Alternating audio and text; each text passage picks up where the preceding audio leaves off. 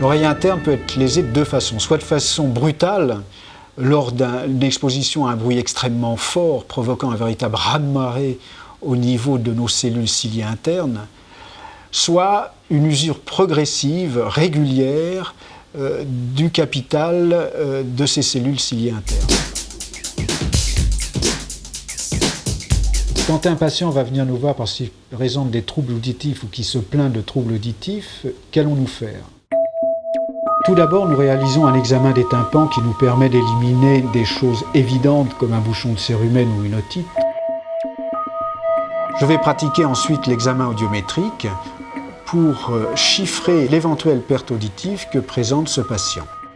Je vais vous faire entendre des sons, d'abord des sons graves, puis des sons aigus. Vous vous contentez de lever le doigt dès que vous commencez à entendre. On va commencer par l'oreille droite et ensuite on fera l'oreille gauche.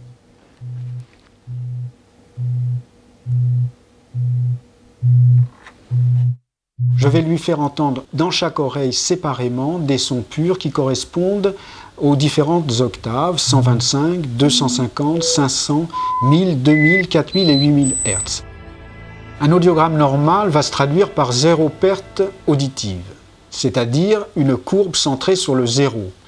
En revanche, un audiogramme pathologique va se traduire par une perte localisée au niveau d'une fréquence le plus souvent, la fréquence 4000 qui est la plus fragile. Cette perte auditive va me permettre ensuite d'avoir une attitude thérapeutique cohérente, voire même de lui donner des conseils vis-à-vis de la protection de ses oreilles.